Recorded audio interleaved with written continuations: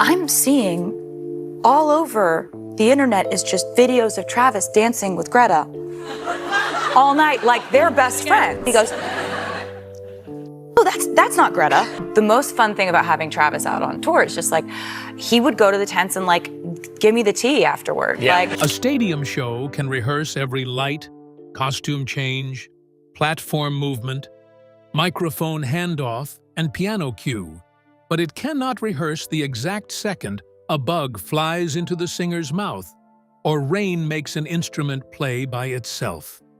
Taylor Swift's funniest stage moments begin where planning ends.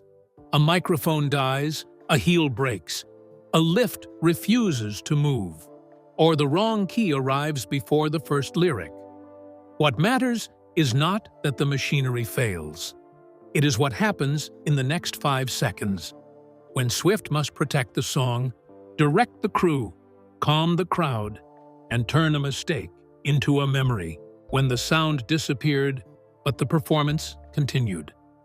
A microphone failure creates an immediate problem because the performer may be the last person to know exactly what the audience can hear. In a stadium, monitors, front-of-house speakers, broadcast feeds, and local crowd noise create different listening environments. The immediate decision matters more than the mistake.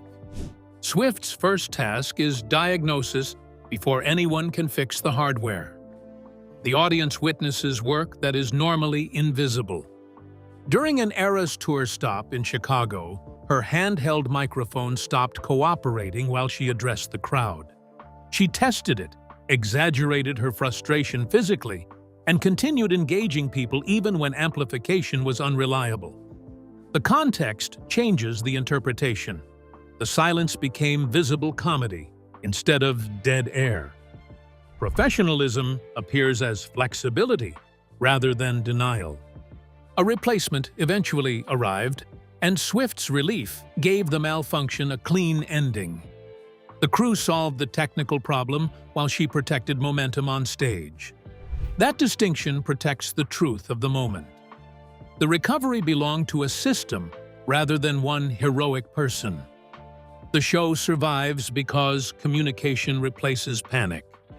In Indianapolis, an issue with her microphone or in-ear pack required direct communication during the performance. Swift stated that she needed a new pack and moved toward a position where a technician could work. The recovery reveals the hidden system. Clear language prevented guessing from extending the failure. That balance makes the moment worth remembering. She continued moving with the production instead of freezing at center stage. A technician entered, accessed the equipment, and restored the connection while the number kept its visual rhythm. The laugh arrives only after the risk is understood. Professionalism meant making repair part of the choreography. The response protects safety, rhythm, and trust at once. Large concert audio is redundant by design, but redundancy does not make failure invisible. A singer may carry a handheld microphone while also relying on a wireless transmitter, receiver, in-ear monitor, backup frequencies, and technicians watching signal strength. The public hears a single voice, yet that voice travels through a chain of devices before reaching distant seats. When one link fails, the performer must keep time while engineers identify the source. Swift's visible gestures are therefore not random frustration.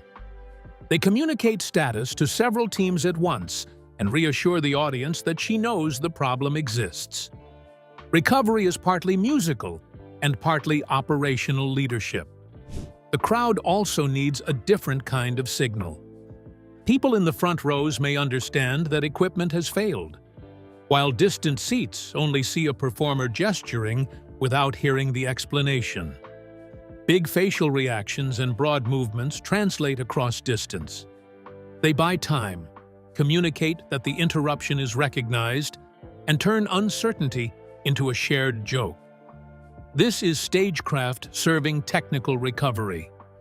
The same exaggerated gesture that looks spontaneous on a phone recording may be exactly what allows 60,000 people to follow a problem that cannot be described through the broken device causing it.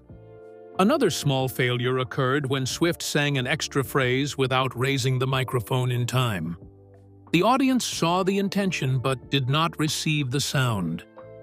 The immediate decision matters more than the mistake.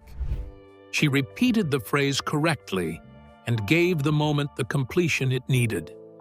The audience witnesses work that is normally invisible. The source describes this as delivering vocals no one could hear, which is funny, but incomplete. A live singer constantly coordinates breath, body position, microphone distance, in-ear timing, and staging. The context changes the interpretation. One missed movement exposes how many actions normally align without notice. Professionalism appears as flexibility rather than denial. A microphone stand can also become a mechanical partner when its height or joint shifts unexpectedly. Swift has adjusted, lowered, followed, or abandoned a stand while continuing the song.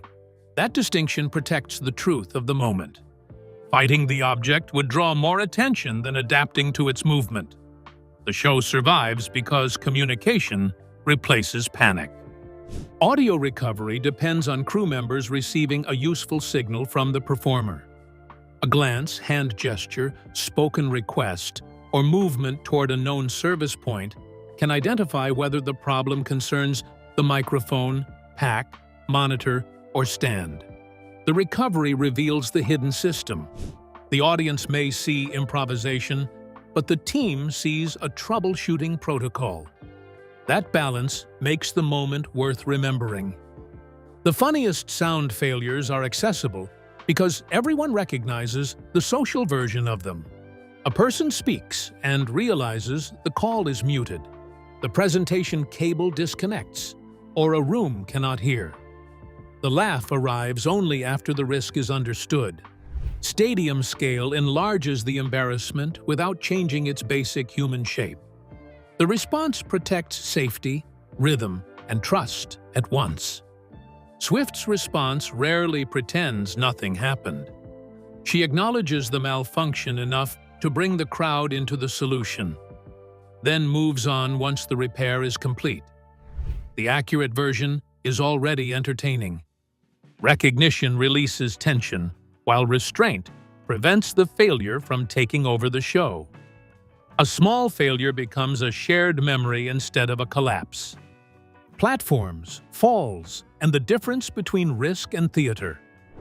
The Eras Tour used moving platforms to lift performers, carry visual elements, and transform the stadium floor into changing architecture. Automation created spectacular images, but introduced failure points involving sensors, timing, hydraulics, motors, and communication.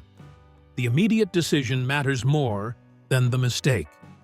A performer had to know what to do when the floor stopped following the script. The audience witnesses work that is normally invisible. In Dublin, Swift's platform remained raised, while a nearby platform descended as planned. She was briefly stranded above the stage until a dancer positioned himself to help her reach the lower level. The context changes the interpretation. Teamwork replaced machinery. Professionalism appears as flexibility rather than denial. The recovery looked almost casual because the dancer incorporated assistance into the flow. Swift stepped down, rejoined the staging, and continued without demanding that the audience wait for a technical reset. That distinction protects the truth of the moment. Rehearsed trust made an unplanned solution look coherent. The show survives because communication replaces panic. A stuck lift is different from a dead microphone because physical height adds immediate risk. Jumping, rushing, or improvising without support could cause injury.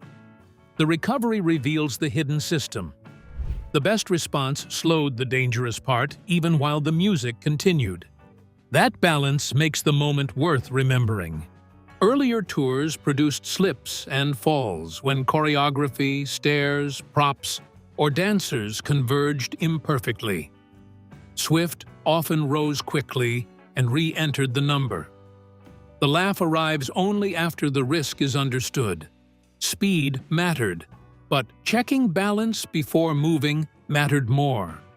The response protects safety, rhythm, and trust at once. The source describes a dancer accidentally knocking her down during the Reputation Stadium tour. Without complete footage and context, blame should remain cautious because spacing errors can involve both moving performers. The accurate version is already entertaining. The useful story is recovery, not assigning fault from one angle. A small failure becomes a shared memory instead of a collapse. Moving stages require the clearest boundary between performance energy and safety discipline. A platform may stop because a sensor detects an obstruction, a motor faults, or a control command fails. The performer usually cannot diagnose the cause from above. The safest response is to avoid sudden movement, use an available human assist, and follow known pathways back into the choreography. Dublin's recovery looked simple because dancer and singer shared spatial awareness. That simplicity is earned through rehearsal. The crew cannot rehearse every exact failure, but it can establish principles that make unfamiliar problems solvable without panic.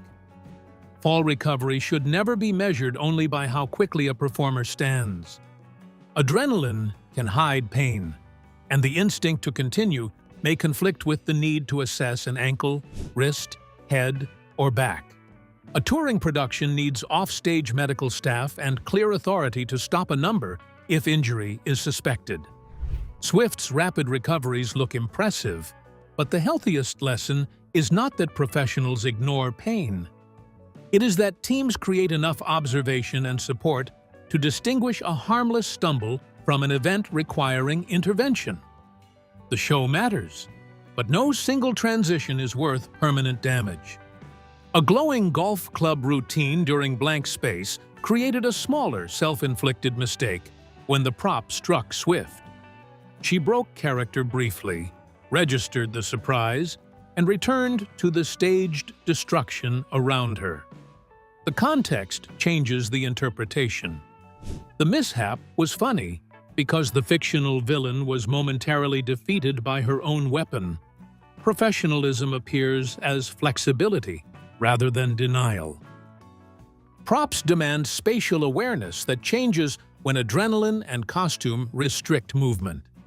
A club, microphone stand, chair, or costume piece extends the body into space occupied by dancers and set elements. That distinction protects the truth of the moment. One mistimed arc can create contact even in rehearsed choreography. The show survives because communication replaces panic. The 2014 VMA performance of Shake It Off is often mislabeled as a blooper because Swift appeared to refuse a jump from a giant 1989 sign. Contemporary coverage treated the refusal as a planned comic beat within the performance. The recovery reveals the hidden system. It should not be narrated as a spontaneous act of rebellion against unsafe choreography. That balance makes the moment worth remembering. The joke still belongs in a documentary about judgment.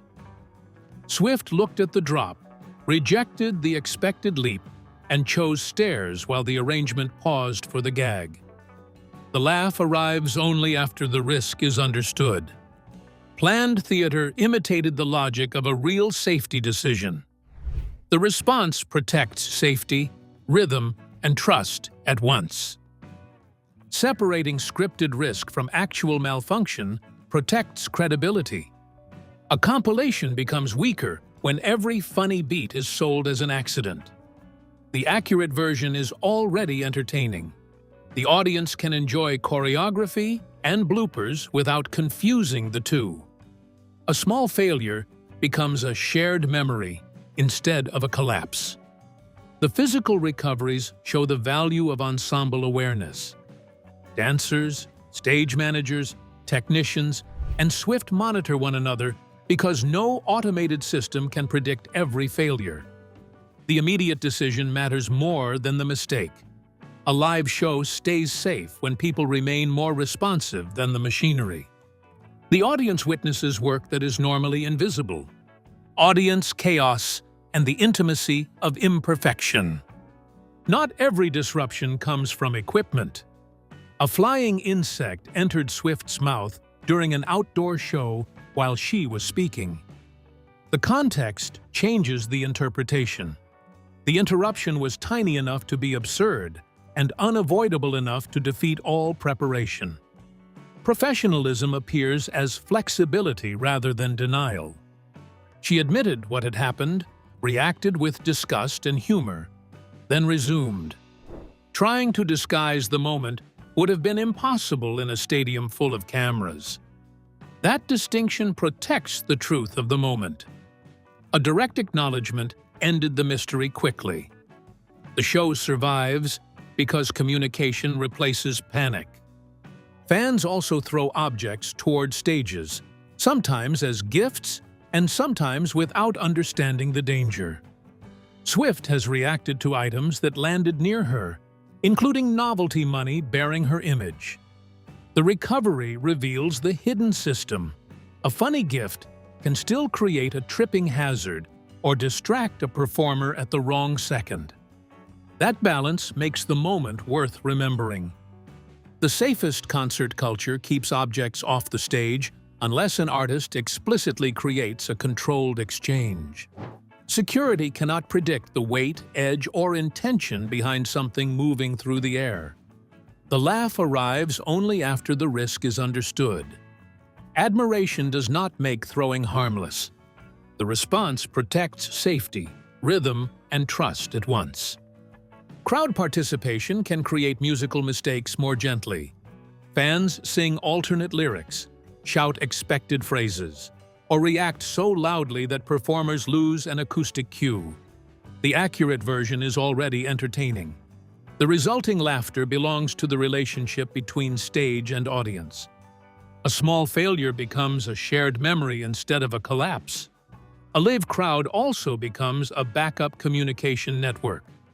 People cheer when a microphone returns, wait through an instrument change, and signal that a visible mistake has not damaged the experience. The immediate decision matters more than the mistake. Their response reduces pressure during repair. The audience witnesses work that is normally invisible. Phone footage has changed what a blooper means. Earlier tours could absorb a mistake that only one arena witnessed. Now dozens of angles appear before the show ends, and commentary assigns motives before complete context emerges. That visibility can be affectionate, but it also creates pressure to turn every deviation into evidence of exceptional heroism or hidden disaster. The better story is more grounded. Swift is a highly experienced live performer supported by a large professional team. Mistakes happen because concerts are physical systems.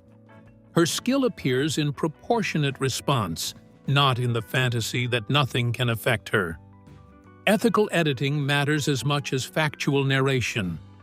A blooper reel can freeze a face, repeat a fall, or isolate a wardrobe problem until the person becomes an object of ridicule. A documentary should show enough context to understand the disruption, then move toward recovery rather than dwelling on exposure. The point is not to prove that a famous performer can look awkward. Everyone can. The valuable material shows judgment under pressure, communication with colleagues, and the crowd's generosity. Humor remains, but dignity determines where the edit ends. The Eras Tour's scale made each blooper both local and global. A mistake happened once in Chicago, Dublin, Milan, Foxborough, Edinburgh, Rio, Germany, or Indianapolis. Then, thousands of phone recordings carried it everywhere. That distinction protects the truth of the moment. One audience received the incident, while the internet built the archive. The show survives because communication replaces panic. That archive can distort context by trimming the seconds before and after a recovery. A staged joke becomes a refusal. A cautious repair becomes panic, or a discarded heel becomes a ceremonial gift. The recovery reveals the hidden system. Good narration restores sequence without killing humor. That balance makes the moment worth remembering. The appeal of bloopers comes partly from scarcity. A highly rehearsed show repeats with remarkable consistency, so a small deviation makes one date feel unique. The laugh arrives only after the risk is understood. Fans remember the malfunction as proof that their performance could never occur in exactly the same way again. The response protects safety, rhythm, and trust at once. Imperfection also reveals labor. The finished spectacle hides technicians, backups, repair routes, musical alternatives, costume adaptations, and emergency decisions until something breaks. The accurate version is already entertaining. The mistake briefly illuminates the people and systems normally invisible. A small failure becomes a shared memory instead of a collapse. Swift deserves credit for recovery, but the crew deserves equal recognition. A replacement microphone, repaired piano, adjusted pack, assisted platform exit, and modified wardrobe all require trained people responding under time pressure. The immediate decision matters more than the mistake. The star carries attention, while the team carries continuity. The audience witnesses work that is normally invisible. The warmest bloopers are therefore not failures preserved for ridicule. They are moments when performer, crew, dancers, and audience solve a problem together. The context changes the interpretation. The laugh becomes part of the repair. Professionalism appears as flexibility rather than denial. A flawless recording can display the intended show, but a blooper reveals the living version.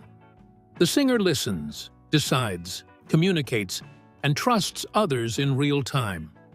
That distinction protects the truth of the moment. That is why the mistakes often deepen admiration instead of reducing it. The show survives because communication replaces panic. Taylor Swift's live mistakes are funny because the show is usually so controlled, but their real value appears after the laugh. A dead microphone reveals communication. A broken heel reveals balance. A flooded piano reveals judgment. A stalled platform reveals teamwork. A wrong key reveals musical awareness. And a swallowed bug reveals the freedom to admit that something ridiculous just happened. None of these moments makes the performance smaller. They show the work holding it together.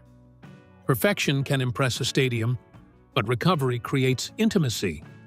For a few unscripted seconds, the audience does not merely watch the show. It helps carry it forward. If you enjoyed this deep dive into her life and career, don't forget to like the video, subscribe to the channel, and turn on notifications so you don't miss our next story.